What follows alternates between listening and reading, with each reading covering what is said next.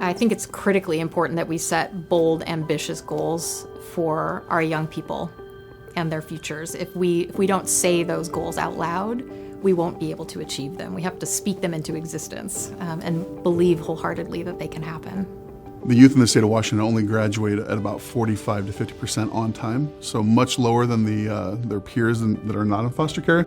Engagement in graduation success greatly improves that chance of graduation.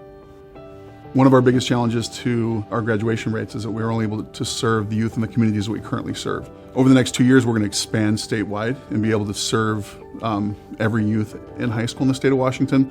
That, I believe, will bring us much closer to our ability to help every youth reach that graduation goal of theirs. As we engage in our expansion efforts, we want to make sure that we reach every unique population out there that we're not currently reaching. That includes the tribes, that includes dual systems youth that are served, that are in foster care, but also might experience incarceration. That includes unaccompanied minors. We're just trying to keep our eyes open as to the number and groups of youth that we're not serving, that we could and should be serving.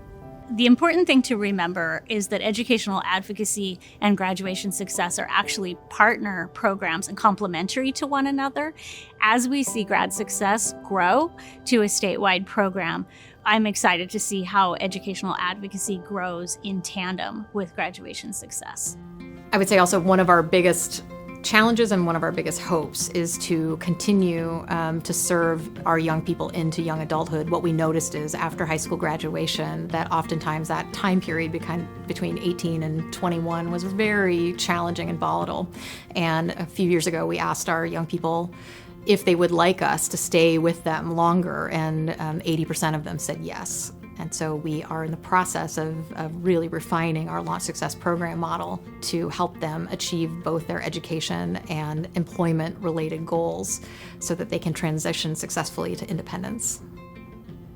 I would say if there's been one missing link maybe in our work is that we have decided what young people need and provided it, as opposed to asking them what they need. I'm really excited right now that we are launching a new effort that we're calling Youth Adult Partnership.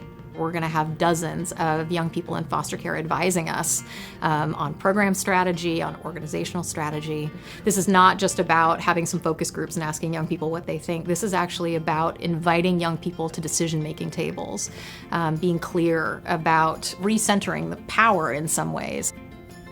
We think we have the most to learn from them directly. I grew up in foster care, or in and out of foster care, much of my childhood. Experienced homelessness at different times. Was a foster parent myself, and youth in foster care face a tremendous amount of trauma and transition and struggles in their life. And what they need is our resources, what they need is our support so that they can stand up and build a life for themselves. Our youth have an immense amount of grit and stick-to-itiveness, and I'm so proud to work with a population that knows that every time they get knocked down, they get up, they dust themselves off, and they keep moving forward. We are building the capacity, knowledge, and natural supports for these youth by working directly with caregivers, social workers, schools, all the adult supports that work with students. Our goal is to coach and teach and build the knowledge and capacity of those folks so that they can then take the baton and support that youth into the future. I believe our work is game-changing. The work to help young people find their identity, their self-worth, to give them back as much power and control in their lives as possible, help them succeed in school, I think makes a tremendous difference for those young people individually, but it also makes a huge difference on us as a community. These are young people who will not go on to be homeless or incarcerated or living in poverty if we do our work the way it should be done.